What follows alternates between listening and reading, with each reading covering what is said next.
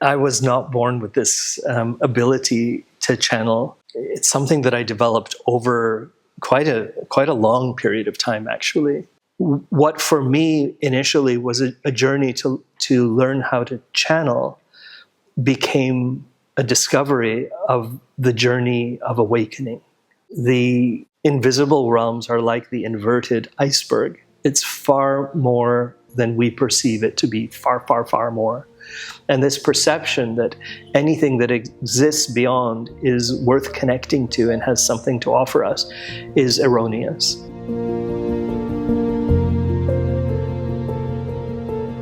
When I was a young man, I began my spiritual journey out of just a deep impulse. I had a desperate, it was very much a desperate need to understand the workings of life, to understand the nature of God, to understand our purpose for being, to understand what happens upon death. And this was all triggered by a tragedy that occurred in life.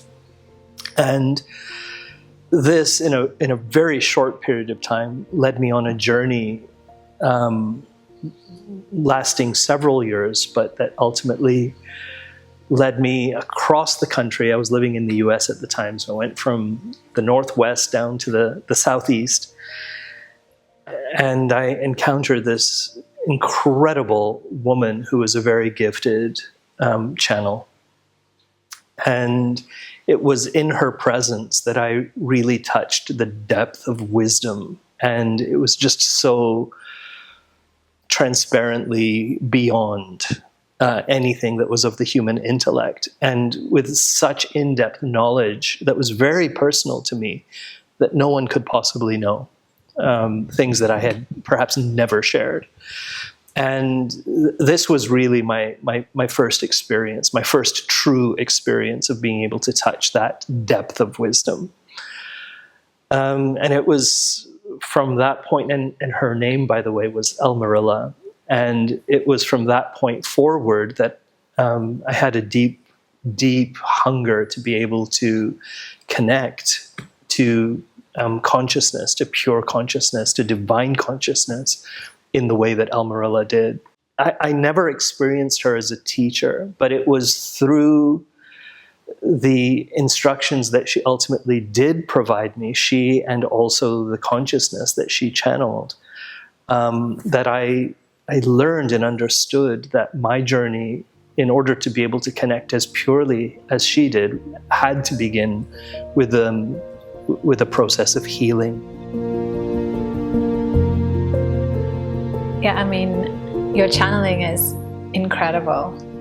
And many people who come to see you and experience that, they haven't really experienced anything like that before, the energy of it. And obviously there are lots of gifted channels out there, and all of them are quite different. They all have their own unique signatures. So people are just curious. I think channeling's become a lot more popular. What do you think was the key for you then? Because you said the first priority was really the healing journey. It was, and it was an extraordinarily laborious journey for me. Yeah. It not only lasted those initial 10 years, that took me to a point where I was able to begin to connect, but it continued thereafter as well as a further refinement of my purity and my, one of the things that I say, I'm going to finish that sentence first, both my purity and my crystalline nature, but there's a caveat to that. I'm not presenting myself to be pure and crystalline. I refer to this as the aspects that a channel has to be able to embody in order to connect purely. And so, you know this very well, but I recite a prayer before every session, before every experience that I have with my clients as well. And in that prayer, I am asking to be a pure, clear, clean, open, crystalline channel. And the idea behind that is that any distortion within me, any misunderstanding within me, any shadows within me, any beliefs within me must be surrendered, must be set aside in order for that pure transmission to come forward. Yeah. And so that in itself has been a process. And what I have experienced through the course of my time is that what for me initially was a journey to learn how to channel became a discovery of the journey of awakening. And this has then become that which I teach and you teach as well. It's the journey of what do we need to surrender? What do we need to heal within us? What do we need to disentangle from us? All of these things that have formed our identity and our beliefs around who we are and what this world is. What is it that we need to let go of in order to prime ourselves, prepare ourselves for the awakening that then occurs? And when I say it in this way, it sounds as if it's an intellectual exercise. What are these things? But I promise you, it is only partially an intellectual process. It is primarily an emotional process. But some people really are born with that gift where they're open, and it doesn't necessarily mean they've healed, right? So there's a lot of nuances to this path. So many. There are many people, and many of the young ones who are in our world now and coming into our world now are very open, and they have the capacity to experience the dimensions that exist beyond what we perceive to be our ability to view, see, sense, touch, and feel. And yet this is part of the evolution that is happening in our planet as well. We are existing in a realm of ever higher frequencies, and we as individuals, as humanity, are undergoing our own evolution that will enable us to capture more of that greater reality that exists even in this moment around us. But yes, many of the young ones coming into this world, and then many others as well, who have in the past been rather rare, and in modern times are less and less rare, have the ability to connect with what I playfully refer to as the invisible realm. They are able to connect to the invisible realm quite easily. But as you said, for their work to be truly meaningful, beneficial, and pure, it requires then even them to undergo their own journeys of healing from all of the pains that they have suffered in life and in lifetimes, all of the beliefs that have formed around those pains and experiences and patterns as well that have resulted from those beliefs. And so it is that, those altogether are what I refer to as the shadows, or even the identity. And as we allow ourselves to then evolve our identity, we really prime ourselves for, the true awakening that awaits us.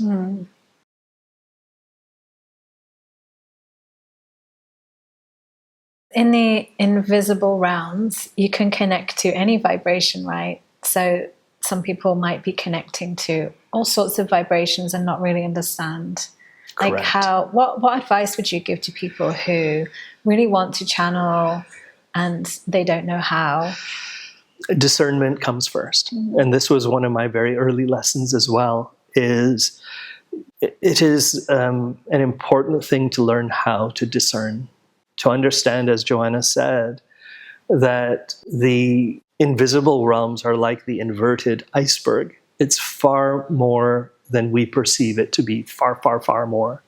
And this perception that anything that exists beyond is worth connecting to and has something to offer us is erroneous. And so it is a learned thing to hone one's own ability to feel into discernment and to begin to recognize truth and purity and clarity. That was something I had to go through as well. Yeah, that's what takes the time, right? It's an experience. You have the experience of maybe coming into contact with something that's not such a high frequency to then understand what that feels like and the difference between the two. One of the things that is happening in the growing spiritual communities around the world, because this is a time of awakening. This is a time of humanity's evolution. And so it should be no surprise that we are seeing an increase in the growth of spiritual interest and discovery. But it's very important to be mindful and cautious when entering into experiences that can open you, that can create or catalyze an opening within you that to have a, shall we say, a more expanded experience without the protocols in place, without having first mastered discernment, and without ensuring that you are truly in the presence of those that can guide you well upon this journey. And so what I'm seeing a lot in my work, and you as well, with your healing work, is, and this has been going on for quite some time now, unfortunately, is people who are being catalyzed by some so-called healing or spiritual modalities that create a sense of openness within them, and then they become prone or vulnerable to the influence of dark forces or of the shadows that are contained within their own psyche. You see, and so when you create this fractured opening in a moment, in a sudden experience, and you are not in that healed and understanding state, then you truly can be negatively impacted. And that can be very difficult to learn or to know how to deal with, you see, because without the deeper understanding of how to navigate the spiritual dimensions, you can feel very powerless. And you can also be confused and come to believe that what you are connecting to is of value, and perhaps it is quite the opposite. One other thing that is noteworthy and very important to talk about is people who have experienced trauma. And I'm referring to persistent trauma in their lives, often children. And I encounter countless individuals who, because of their traumas as children, they embodied some form of trauma response. And I will use one as an example. For example, dissociation. And in that state of dissociation, there is almost a partial disconnection from their own physical body that takes place. It's a mechanism of survival to almost drown out the environment of painful experience that they are having in the physical. But it is this pattern then that is formed within these individuals of dissociating that leaves them vulnerable to, again, influence. And it's influence of what we can call darker forces. I don't always have a need to talk about these things in this way. I think it's important to understand these things, but I don't talk about these things for the purpose of generating any fear as well. This is about understanding, in being informed and being educated and having a deep understanding. But ultimately, it is important to know that light and love and the true understanding of our divine nature is far more powerful than any darkness.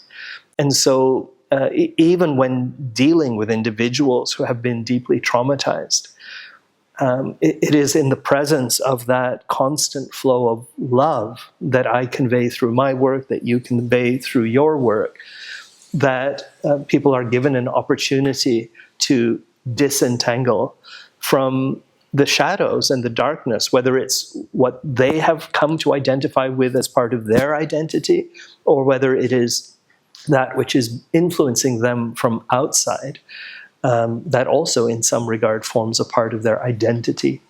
And it is through the work of that loving light that, that the healing can take place.